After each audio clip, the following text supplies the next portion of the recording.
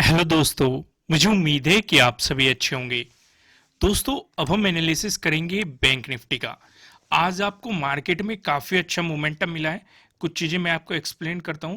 पहली चीज जो हमें यहाँ पे देखने को मिली है, आपको यहाँ पे ये क्या बन चुका था हमारा, ये ट्रेडिंग डे लो का ब्रेकडाउन। पहली तो ये स्ट्रेटेजी के अकॉर्डिंग आपका बेहतरीन प्रॉफिट बना है। दूसरा, ध्यान से देखो, ये 17 का यहाँ पे ये क्या है, प्रीवियस डे लो।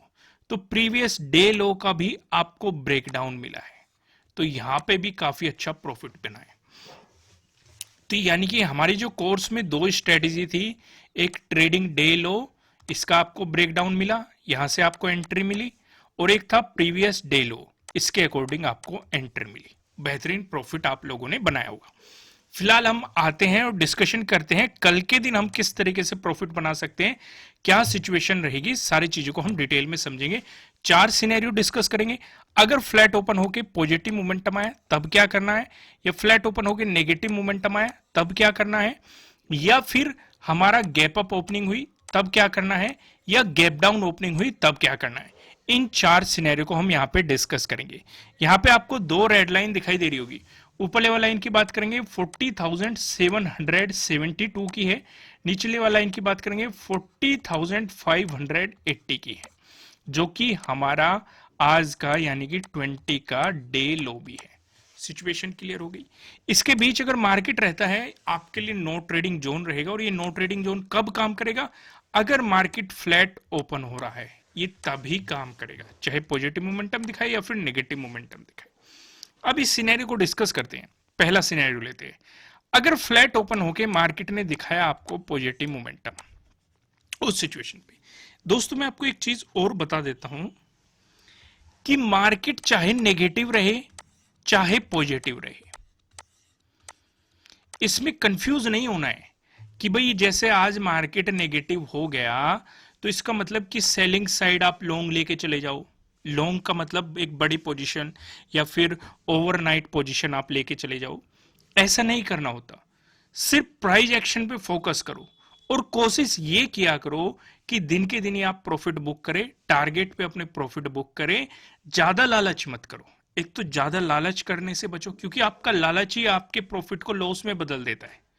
भाई मान लो आपका टारगेट, आपने यहां से एंट्री पॉइंट बनाया, ये आपका टारगेट है, आपका टारगेट मार्केट ने अचीव करा दिया और आपको ये लग रहा है कि मार्केट ऊपर जाएगा। देखो, लग रहा है तो आप टारगेट अचीव हो गया तब भी बैठे रहते हो, और इस केस में कई बार मार्केट रिवर्स हो जाता है।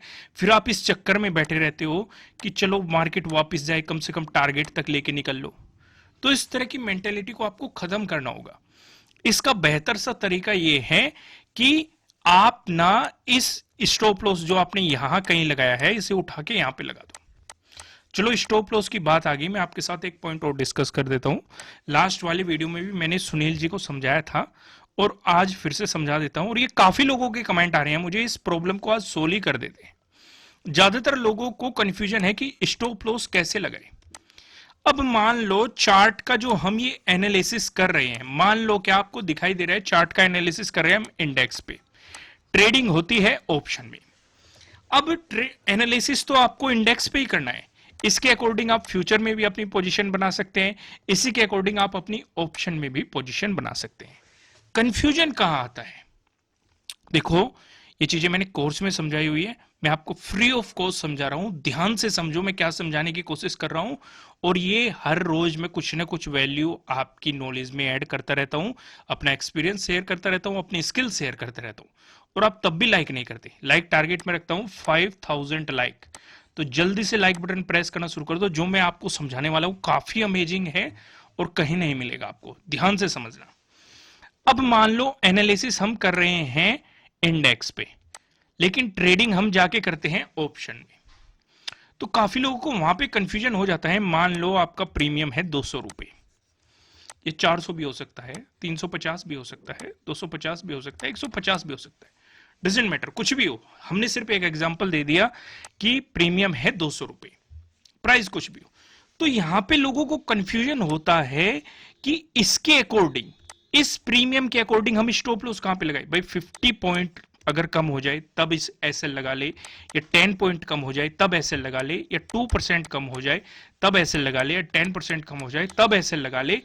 इसका हमें कुछ नहीं करना है।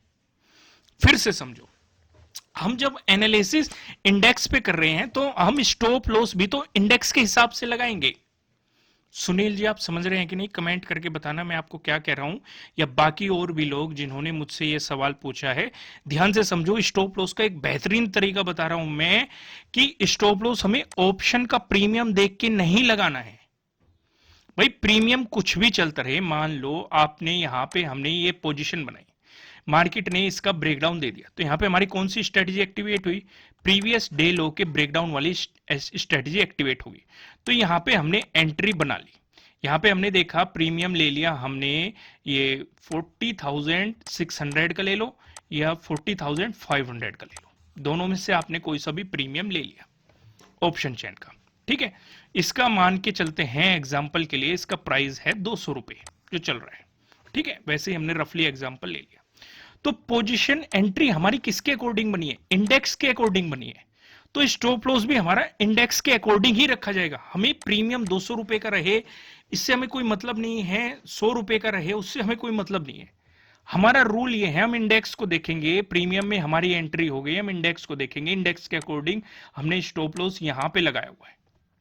एग्जाम्पल लेके चल रहे हैं, लॉजिक को समझना मैं आपको क्या कह रहा हूं। तो जो मार्केट वापस जाएगा, अगर वो हमारा एसएल हिट हो रहा है तो हम प्रीमियम वहीं पे काट देंगे जाके। समझ रहे हो मैं आपको क्या कहना चाह रहा हूं? अगर हमारा टारगेट यहां तक का है तो प्रीमियम कितना भी बढ़ता रहे घटता रहे हमें उससे कोई मतलब नहीं। जैसे हमारा टारगेट अचीव हो गया हम जाके प्रीमियम को काट देंगे, प्रॉफिट बुकिंग कर देंगे।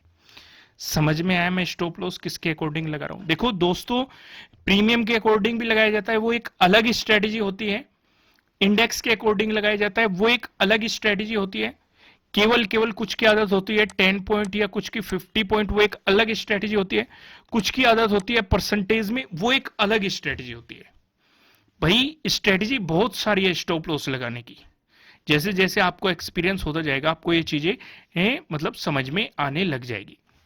ये इतनी सारी चीजें जो मैंने आपको समझाई है, इसे मतलब बकवास मत समझ लेना, ये बहुत ही गहरी चीज थी और मैंने आपको बहुत ही बढ़िया तरीके से एग्जाम्पल दे दे के समझाई है। अब इससे आसान मैं कुछ नहीं बना सकता।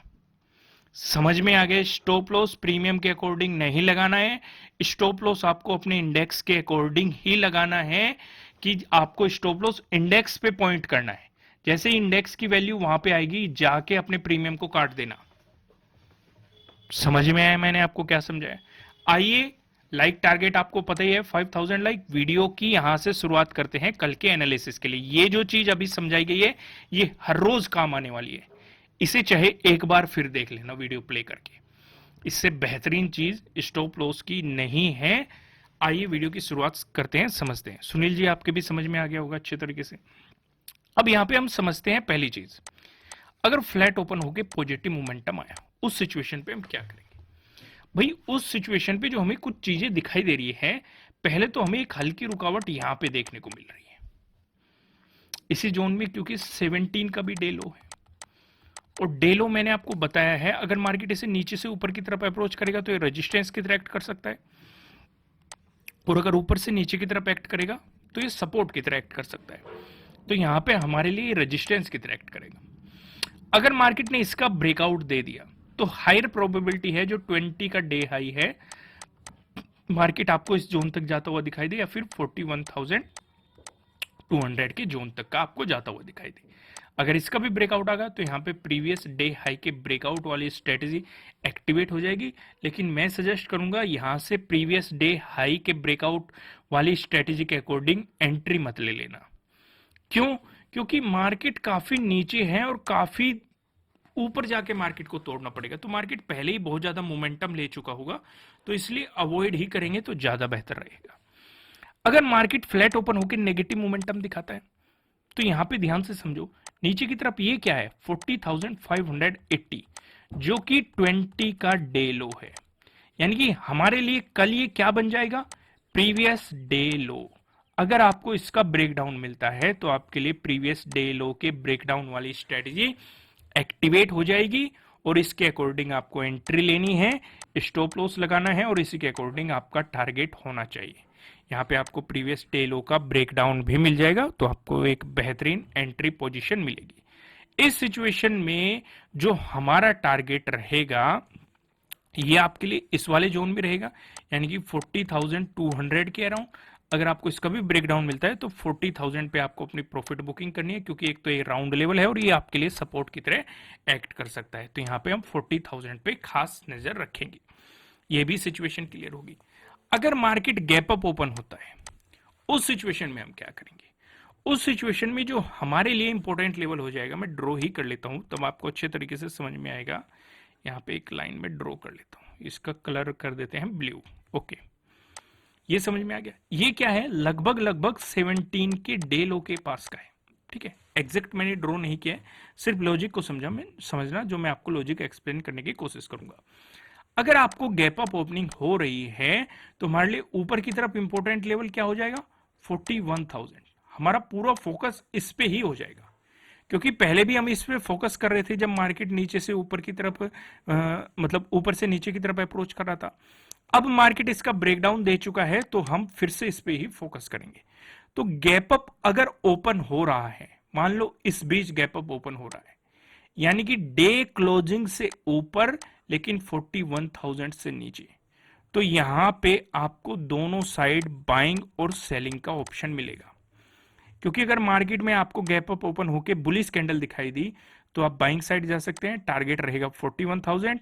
फिर यहाँ पे अपनी प्रॉफिट बुकिंग करेंगे और यहाँ पे प्राइस एक्शन देखेंगे क्या बन रहा है। अगर मार्केट कुछ टाइम स्पेंड करके ब्रेकआउट दे रहा है तो फिर से हमारे लिए एंट्री बन जाएगी, लेकिन अगर कुछ टाइम स्पेंड करके मार्केट फिर वापस नीचे आ रहा है तो आपको फिर से सेलिंग साइड यहाँ पे एंट्री मिल जाएगी।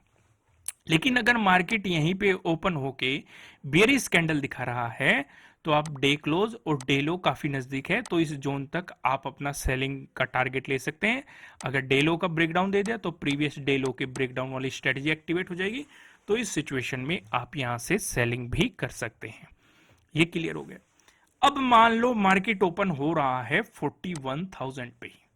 अब हमें पता है पहले ये सपोर्ट बना हुआ था और हम जानते हैं अगर कोई सपोर्ट है ब्रेकडाउन मिलता है तो वो रेजिस्टेंस की तरह एक्ट करता है। ये बात हम अच्छे तरीके से जानते हैं। अगर मार्केट इस जोन पे ओपन हो रहा है और एक बियरिश कैंडल दिखा रहा है तो हमारे लिए दो प्लस पॉइंट हो जाते हैं। पहला प्लस पॉइंट अगर हम बात करें, मार्केट इस गैप को फिल करने की कोशिश कर रहा है, ये हो सकता है। दूसरे प्लस पॉइंट की हम बात करें, मार्केट एक रेजिस्टेंस जोन पे खड़ा है और वहां से आपको बियरिश कैंडल दिखाई देगी, तो इसका मतलब सेलिंग पोजीशन आपके लिए क्रिएट हो सकती है। समझ में आया मैंने? अगर मार्केट 40, अब इन दोनों चीजों को कंबाइन कर दो भाई, हमें पता है 41,000 अब हमारे लिए रेजिस्टेंस बन चुका है।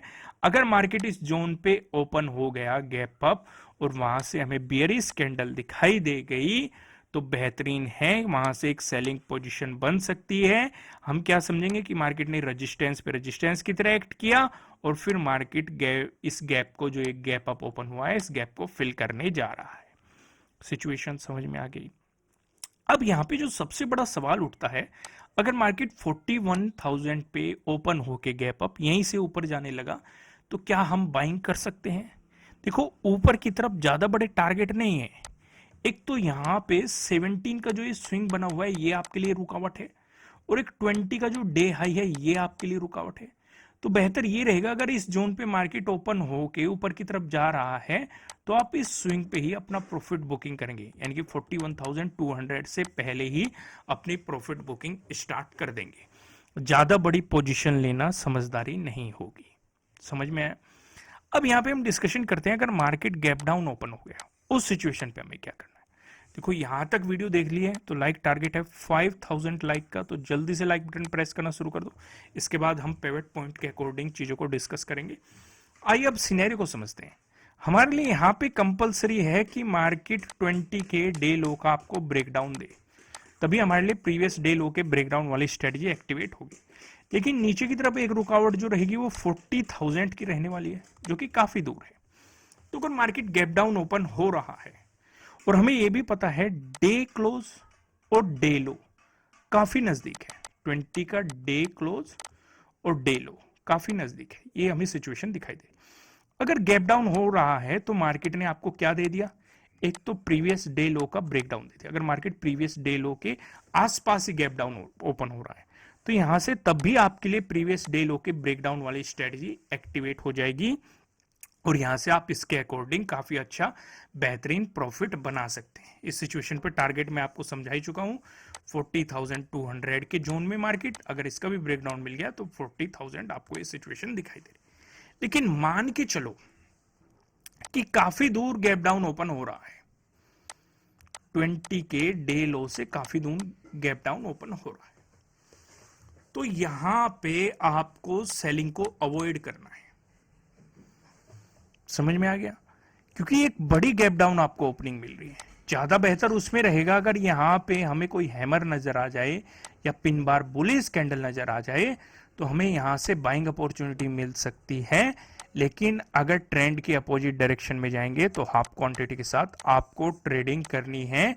इस चीज को आपको ध्यान रख के चलना है। ऐसी सिचुएशन बनी तो आपका टारगेट हो जाएगा 20 का डे लो, यही आपका टारगेट हो जाएगा। सिचुएशन समझ में आ गई? अब मैं आपको सीधा लेके चलता हूं पिवट पॉइंट की तरफ। मैं लाइक टारगेट यहां पे लिख देता हूं 5000। अगर बैंक निफ्टी में आपको एक पॉजिटिव मोमेंटम देखने को मिला उस सिचुएशन पे जो हमें पहला रेजिस्टेंस नजर आ रहा है 40,932, अगर आपको इसका ब्रेकआउट मिलता है जो हमें दूसरा रेजिस्टेंस नजर आ रहा है 41,176, अगर आपको इसका भी ब्रेकआउट मिला जो हमें तीसरा रेजिस्टेंस नजर आ रहा है। तीसरा रेजिस्टेंस बताने से पहले मैं आपको बता दूं आपके लिए किसी भी तरह का ना तो कोई बाय रिकमेंडेशन है ना ही कोई सेलिंग रिकमेंडेशन है। ये जस्ट एजुकेशनल पर्पज से बनाई गई एनालिसिस वीडियो है। इन्वेस्ट करने से पहले आपको अपनी रिसर्च करनी है, अपने इन्वेस्टर की सलाह लेनी है, क्योंकि प्रॉफिट भी आपको होने वाला है, लॉस की जिम्मेदारी भी आपको अपने आप लेनी है। जो यहाँ पे हमें तीसरा रेजिस्टेंस नजर आ रहा है 41,419 पे हमें तीसरा रेजिस्टेंस यहाँ पे दिखाई दे रहा है।